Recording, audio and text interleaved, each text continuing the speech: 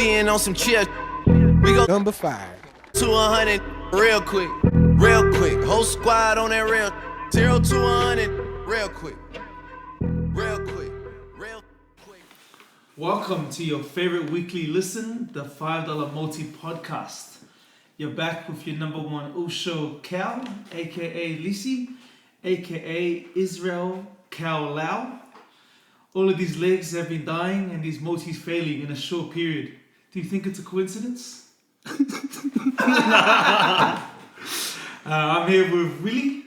Yo, what's up? It's your boy Big Wheels. Hoping to repent all my sins so I can start winning. Because obviously that's the blame, mate. Repent for your sinful bets. That's why we're not winning. We're not. You gotta repent every Sunday, start Monday, do your multis, all good. That's it. Alright, well, this week's been a slow week for sports, but a big week for the Wallabies as they hired their new coach, Dave Rennie. What are your thoughts, Willie? I think it's good. No, I like that acquisition. Oh, that's a big word. Oh, bringing up syllables. Yo, and I just think they needed to find someone straight away. It's early too, so he can start having a say in the Super Rugby teams and stuff like that. But yeah, he brings a lot of experience. Hopefully, the way that the Chiefs play, the attacking style, will filter through to Super Rugby. So yeah, it would be interesting because Dave Rennie, at the Manawatu, I think it was, and then at the Chiefs at Glasgow, he's always had an all-out attacking style. Yeah. And the Wallabies, they always talk about how much they love to attack and play the width of the field. So they'll really, I think that'll be a style that the Wallabies will use. Yeah. But it comes down to the players, doesn't it? Oh, for sure. But I just really hope the Wallabies sort of take the All Blacks approach, where each Super Rugby team sort of play the same way because they're all sort of playing towards the All Black style. Yeah. Where what we've seen in the past with these Australian super teams is they also play different styles, and when they come together, it sort of doesn't work out together. So just hopefully Dave Rennie can bring that New Zealand influence, which is, I think, more important. But that's the toughest thing always with the Wallabies is the relationship with New South Wales and Queensland. They've always talking about how much, anytime you go on any Australian forum, if they break down any Wallabies game, the Queenslanders will be like, oh, well, this Waratahs player played cake. Yeah. And then the Queensland supporters will be like, well, the other way around, the New South Wales people will be like, oh, well, this Queensland player, especially during the Quade Cooper, when he was eligible, they would always go back and forth. And then Foley, when he was doing horrible, they were back and forth there. So it'll be interesting to see how Dave Rennie, whether he comments on the politics between those two, Australia's two big unions. Well, hopefully he does, because as being a Wallaby supporter, it's been bloody tough. And can imagine. Yeah, I don't think I can remember a time where we've won, at a high level. So, and I know we have to play the All Blacks every year. Yeah. But still, we might take it as a downfall, but that's actually a good opportunity to see where you are every year. Yeah. And as what's shown lately, where we are is not good enough. So. Wow. And looking at the players that have left, with Foley, Guinea, Pocock, all the experience they've lost, I think it's going to get even worse next year. Australia didn't use this year to rebuild. They kept a lot of the older players for their last run at a Rugby World Cup. Which is dumb, but hopefully these next 2 years there's a clear plan for the World Cup. Yeah. So if we take a couple of hours here and there, as long as there's a clear plan that the next World Cup is where we're going to sort of peak. So, Yeah, so it'll be interesting next 2 years, or in World Rugby in general. After World Cup, everyone's always rebuilding. Yeah. But especially for Australia, they now have a Kiwi CEO in Raelene Castle and a Kiwi coach. Yeah. And there's a Kiwi coach at the Reds, and the New South Wales. So. Yeah, I was going to say, and the Ross, hasn't it? Yeah. So, yeah. Looking at Dave Rennie's record, one of the things I found interesting and I wanted to look up was Dave Rennie, for Australians and New Zealanders, most well known for his 2 titles at the Chiefs. Chief Munna. Hashtag Chiefs Mana. But if you actually look, the years that he won, he had Wayne Smith as an assistant coach both years. And so that in 2012 they went 12-4 and then they won.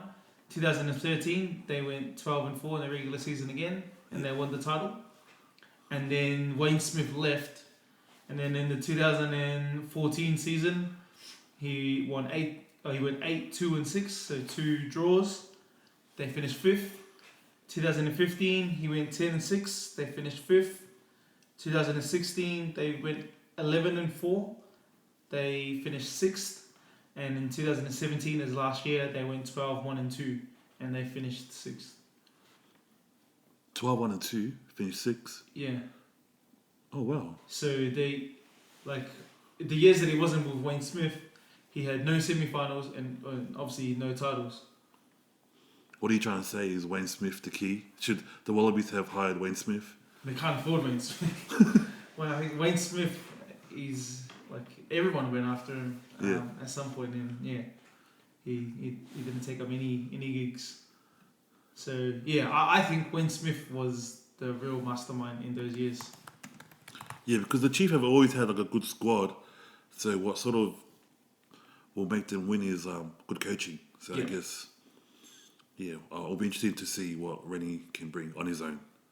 Yeah, so, well, I think I saw an article today saying that he wants all his assistant coaches to be Australian, which I think you're already a New Zealander coach, like, might as well just get whoever the best coaches are. Yeah, why does it have to be, like, based on that? Just pick the best guy. Yeah. Like, the Wallabies had that Pumas coach for so long for their scrum, and, like, no one said anything about that. Yeah. It's just whoever's the best. And the All Blacks have had, what's his name, as their skills coach. Yeah, the Aussie guy, yeah. Yeah, he's back at the Wallabies.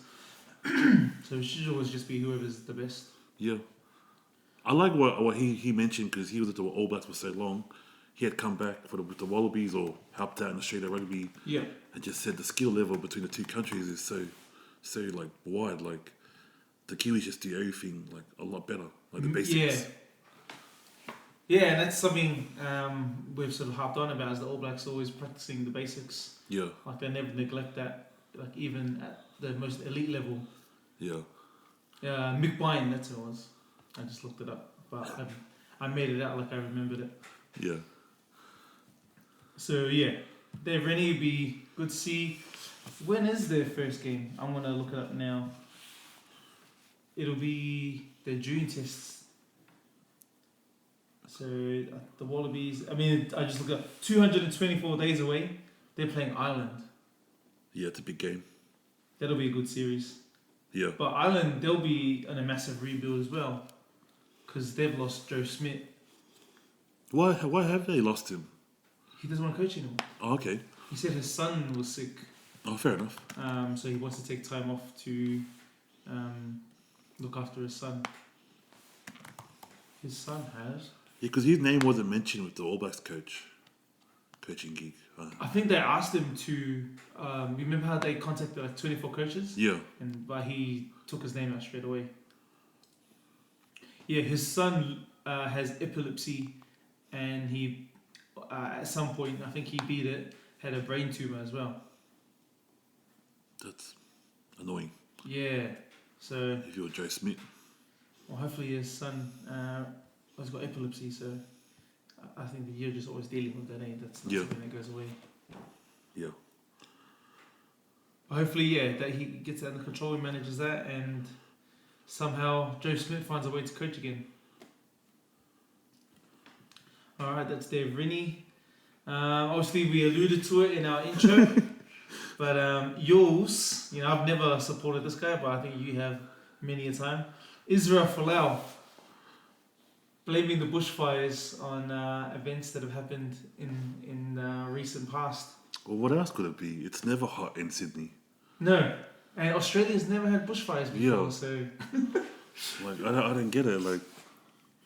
Yeah, he's such a dick, man. Like... Yeah. I don't know, like, you'd think after, like, what happened initially, you sort of calm down a bit. Yeah. Because obviously it's affecting your work life. Yeah, 100%.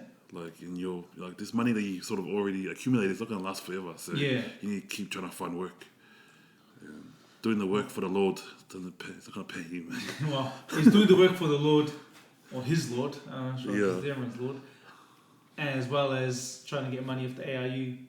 But it was a 10-minute sermon. If anyone doesn't know what we're talking about, Israel Folau had a 10-minute sermon at his church in Sydney last week. Somebody recorded it, where he was saying that, you know, we haven't heard the whole sermon.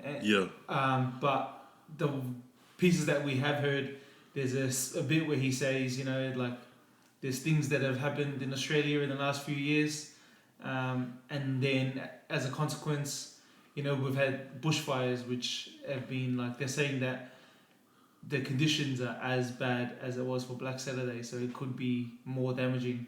And he's like, you know, is that a coincidence, like, with all the stuff that's been going on here? And then I'm not sure if it's before or after, because the sermon's chopped up. But there's also a bit where he's like, you know, in the Bible it states that God's intention was for one man and one woman to be together. So I'm not sure if he's using that to blame these bushfires. Well, he was saying that Australia needs to change the laws in same-sex marriage, or else the fires will get worse. It's really weird. What is he? Is he? I thought he was Mormon, and I thought Mormons had multiple wives. No, he was Mormon. And I think he's now converted to Maria's church. I'm not sure what it is. I don't want to guess and say, and then somebody from that, it's wrong, and someone from that church is like, shut up. Well, not only is he like being a dick, but he's actually changed religion, which is actually more annoying. Yeah. You know, you've changed beliefs. Yeah, so I definitely know he's not Mormon, otherwise they wouldn't be able to record. Yeah. Because the Mormons, you know, I think you definitely, like, if someone sees just someone else recording, like, I've never seen what the inside of a Mormon church looks like. Yeah, it's like, you can't. Yeah. I don't know, man. I don't know what his plan is, because, like, it doesn't look like he's getting money. I'll be interested to see, is he living with Maria? Well, didn't she just retire? Yeah, I just saw that she quit. Well, I don't know what she's doing now, but it's gonna have to be enough to support both of them. Yeah. So, she walked away from Super Netball. Was she like killed? Like that's 5 aside, yeah. Hey. Is Super 5 aside? It is. Yeah. Yeah, she dominated that. Oh, did she? Yeah. Oh, there you go. So you had your chance, Maria, but you went the wrong side.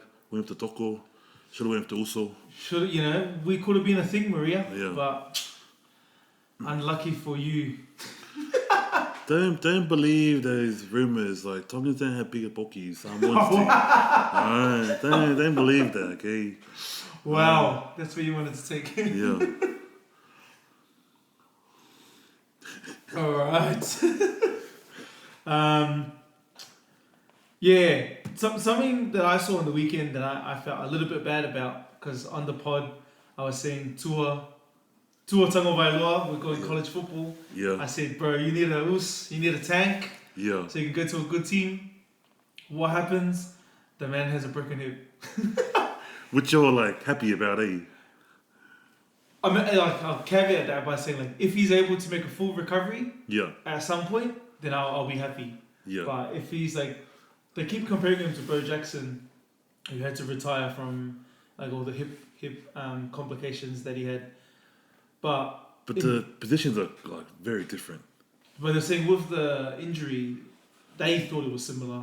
Yeah. But then I was like, the technology in medicine, like, it's changed so much. Like, back in those days, if you tore your any ligaments in your knee, like, you were gone. Whereas now, like, you do your knee, you're out for 6 months. Yeah. So hopefully they've got, you know, better technology for him. Yeah. Well, the thing is with Tua, because he still sort of cops that stigma that he's a dual threat. Yeah. But I think he's good enough to get by on his passing, and I don't think like they want to admit that he's probably the best passer in college football.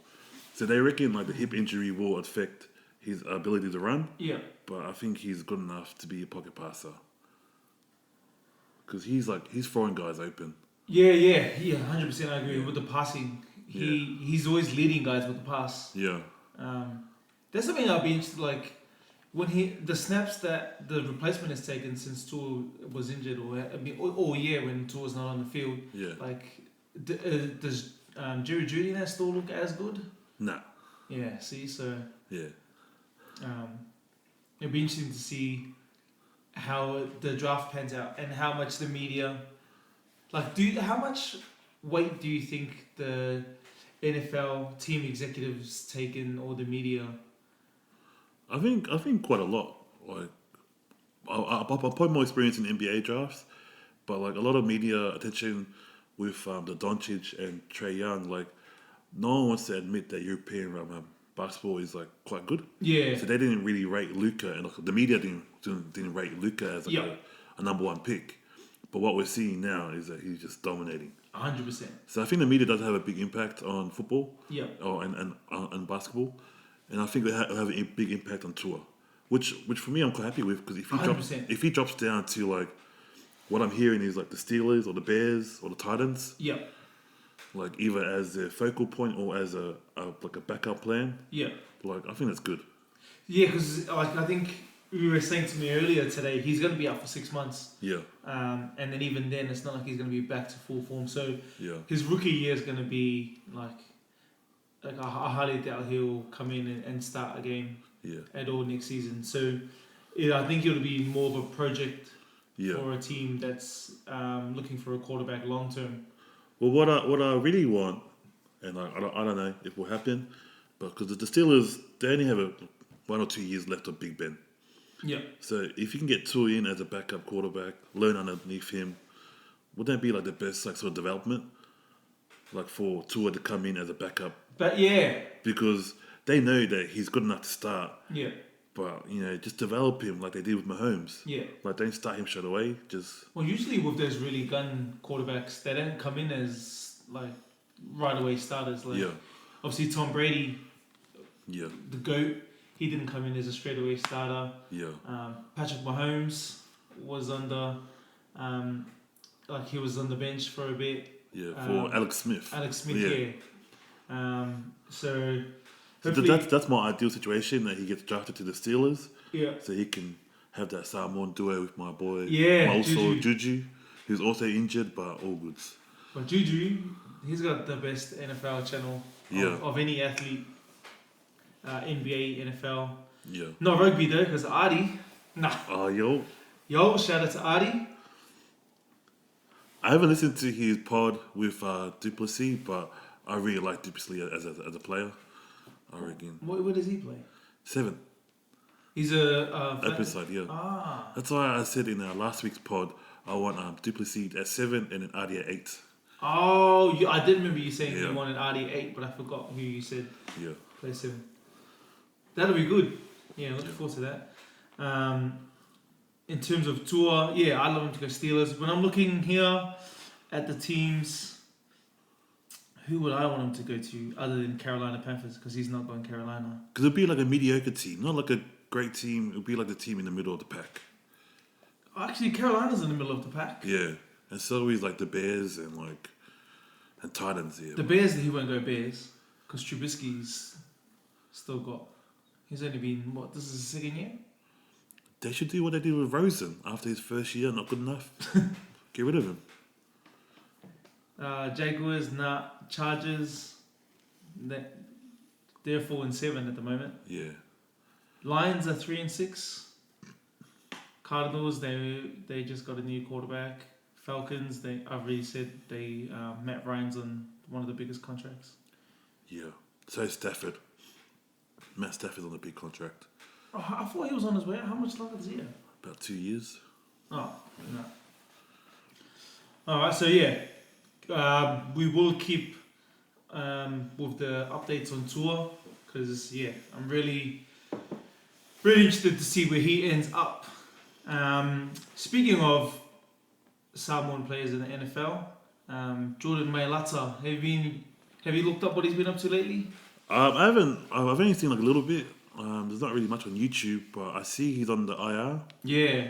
But I think from what I've seen from like the local Philadelphia Post, that they're keen to keep him around, to develop him, because his measurements are just crazy. Yeah, his what are they called? Like the way that they measured his athleticism and that sort of thing, like off the charts. So they're just working on his game IQ. Yeah, like that's all he needed, just like I guess experience. Yeah. Because he's like his length in arms are just crazy. Yeah. And his height, so it's probably ideal for an O lineman. Yeah, I think this year they moved him to right tackle. Yeah. So yeah, we'll keep on track of all the Islanders in the NFL going forward. All right, we'll move into our picks for this week. We'll quickly go through both of our multis, and then we'll go through like which are the games that we're most looking forward to watching in the included in the multis. Yeah. So you read off your multi first. Yeah. So my because I haven't won anything this year.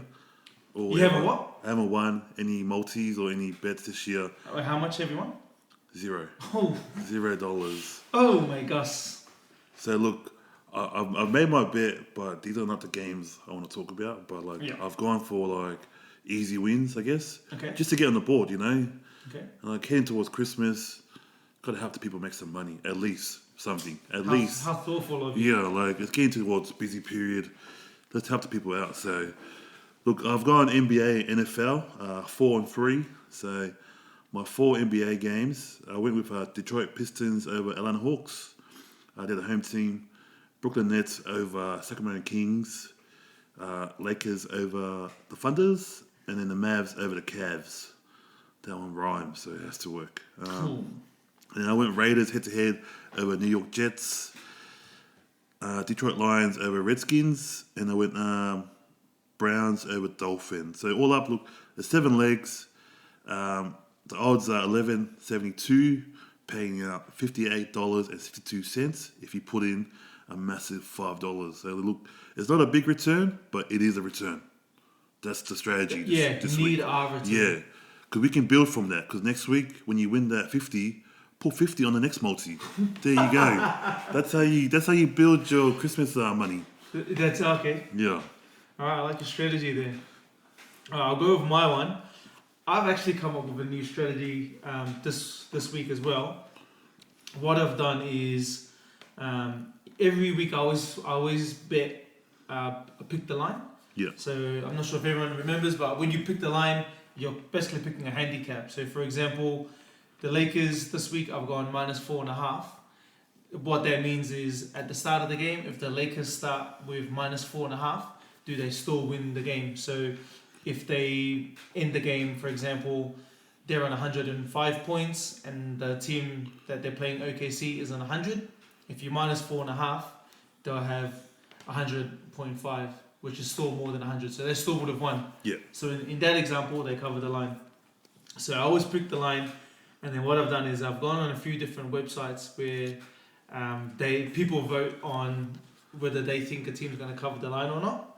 And if I see out of the 3 websites that I use, if 2 of them vote quite highly on a game or a team to cover the line, then I'll pick that line and then I'll lower it, because normally a line you're paying around $1.90. Yeah. But you can pick the line to make it more favorable, so that the odds like get a better return. Yeah, or a lower return, so it's more safe. Yeah. Okay. So for example, the Lakers, the actual line's -4.5, but I can make it -2.5. So okay. So you're always paying around $1.50, and that way a little bit lower, a little bit safer. Because obviously we want to win that money. So for I got 6 legs. 4 of them are it's 3 and 3. So I've gone half and half. Yeah. So it's Lakers -4.5 versus OKC. I think the Lakers are going to smash OKC. Heat -2.5 versus the Chicago Bulls. Boston, we're going to add 7.5 to their score versus the Nuggets. Ooh. So that one, I got the Carolina Panthers, who are massive underdogs. So +13.5 versus New Orleans. Tampa Bay Buccaneers plus 6.5 versus the Atlanta Falcons. Both of those teams are trash. And then this game we'll talk about Packers versus 49ers. Packers are underdogs, so I've got them plus 6.5. So those 6 legs you put on $5 and you will get a return of $95.70. Yo. So how much of that is your picks and how much is that the research you've done of other people picking for you? So if I didn't see the people betting, I wouldn't have bet on the Miami Bulls game. I wouldn't have bet on the Buccaneers Falcons game, and I wouldn't have been able to choose between the Packers and 49ers because I think that's going to be real close. Yeah. Should we have like a new segment where we do like a group bet? You know, like how like another podcast, they like all pick a leg each. Oh, okay. We'll just do it on this podcast. Yeah. We all pick one leg. Yeah, and we'll just chip in whatever. Sweet. Nah, it still has to be $5 because it's the $5. Yeah, that is true. But it doesn't matter if it pays like $10. Yeah. All right. What game are you most looking forward to watching? NBA or NFL? Any. Probably we both had the Lakers funded in our bets. Yeah. But I just like watching the Lakers. I think LeBron, he still got it, man. Yeah, He's still got it. Yeah.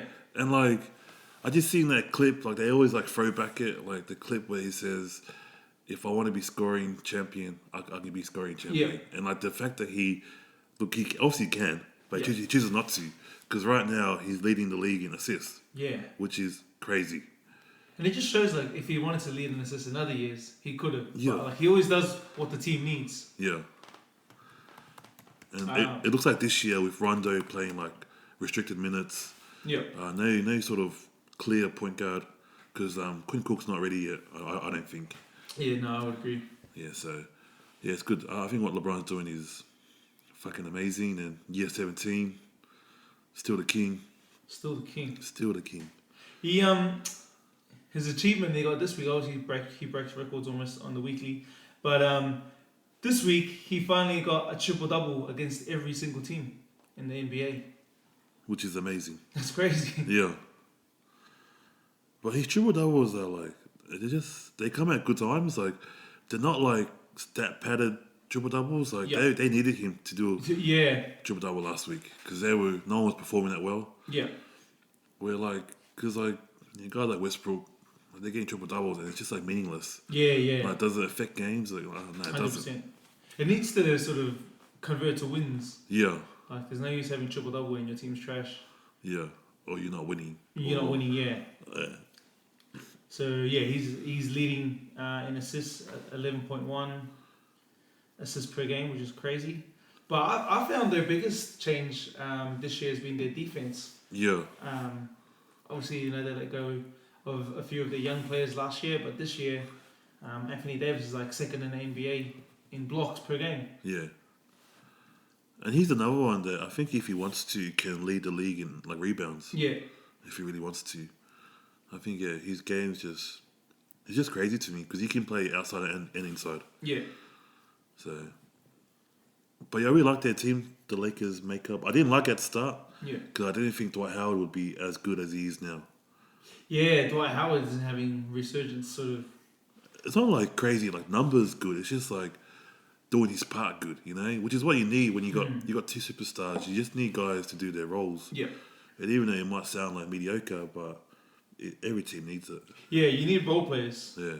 Because the funny thing is that every finals season, they always some random person always steps up. Yeah, like Van Fleet last year. Van Fleet, yeah. Yeah, just went off and no one knew. Yeah. Well, everyone knew, but no one knew he would do that. Yeah, no one would have guessed that he was going to do that. Because they game planned for Siakam last year and he sort of folded. Yeah. So you need guys like that just come out of nowhere. Yeah.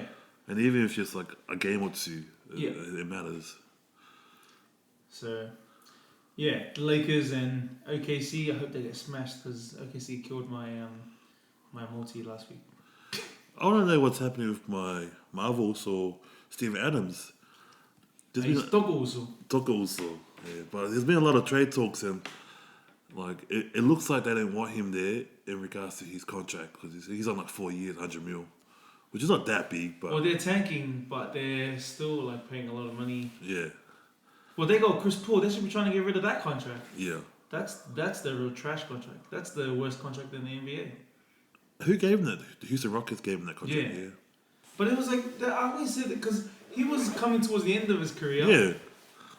And then they wanted one more year to run it back, but he was like, I'm old. Like I'm only signing a 4-year contract. Yeah. And then they gave him the money, instantly regretted it, and then got rid of him. Because he's getting the most money this year, yeah? Is he highest paid player? Yeah, I think it's 38.3 this year, which is like next to like John Wall, who's not even playing. Oh yeah, that's the second worst contract. It could be the first. At least Chris Paul's playing. That's true. But then Chris Paul's going to be on a massive decline. Yeah. But I really, if it came true, I want Adams at the Celtics. I reckon he'll fit in perfectly. Yeah, Yeah. I can see that.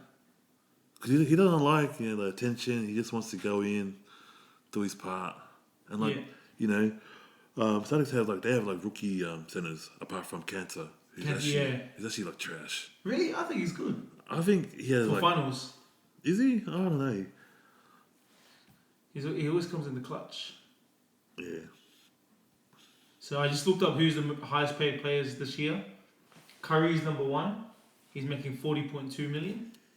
Yeah. And then Chris Paul is tied second, 38.5. He's tied with the guy that he got traded for, Russell Westbrook. Oh yeah. I think Curry's one is, even though he's injured, is deserving because I think he was on like shit money for like before that contract. Yeah. Like, and he was carving up the league. Well, because of the ankle issues, Yeah. he got a smaller contract then. But this is not even tying in like their sponsorship money, like Yeah. what they get in sponsorship. So Well, Chris Paul, I think, is State Farm, which is a pretty massive one. is it? Yeah, he does all the State Farm commercials. All right.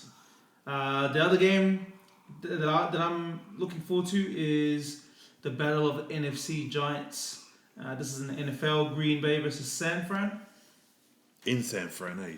Yeah, it's in San Fran. So 49ers will be the home team. They're favourites because I think that's just based solely on them being a home team. Yeah.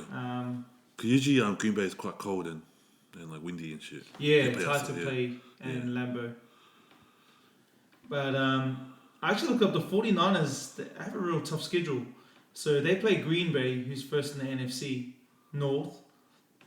Next week, the week after rather, they play the Ravens, who's first in AFC North. And then after that, they play New Orleans, who are first in the NFC South. Yeah, it's a tough schedule. Yeah, and all 3 of those teams are 8-2. Oh wow. So their record's gonna go from like 9-0 to like 9 and possibly like 9-4. well, they're 9-1 right now. Oh yeah. So yeah, that's gonna be it'll be real interesting to see how they travel in the next, because their defense has slowly been slipping. Like they're allowing them more points in the last 3 weeks than they have all year. Well, I think what happened last week was that they didn't have George Kittle, their tight end. Yeah. So he's a massive factor. So if he's back, then I'll give them they'll win. Yeah. But if he's not back, then it'll be close. Yeah. Well, I'm looking at the overall ladder, right? First is Patriots, second is 49ers, and then the next 3 teams that San Francisco plays are actually ranked 3, 4, and 5. Oh wow. So it's Ravens 3, Packers 4, Saints 5. That's tough. So Aaron Rodgers be up against the number 2 ranked defense. Even though I said that they've slowly been slipping, they're still the number 2 ranked defense. Yeah. And the younger Boza is going to have to keep Aaron. He's been carving. Who, Boza? Yeah. Yeah. He's got like 7 sacks this year. Yeah, which is pretty good. Yeah. The man. And then on the other side of that, Garoppolo is gonna have to find a way to torch Green Bay. If George Kittle plays, they'll carve him up. 49ers will win? Yeah. I hope so. No, actually, I don't hope so. What my multi is... I've bet Green Bay plus 6.5. Yeah. So I hope Kittle does not play. Or plays in this trash, because he's not on my fantasy team either. Alright. Any final thoughts for our pod? Shout out to Hunga and Pierce for rocking up today. Oh yeah, shout out Hunga and Pierce. Great team effort today. That's alright. Big Wheels is here. Yeah, thanks for coming, Big Wheels. Let's go do our barbecue now. Fucking hell. Alright. This is the best Lisi saying say less. Tough up.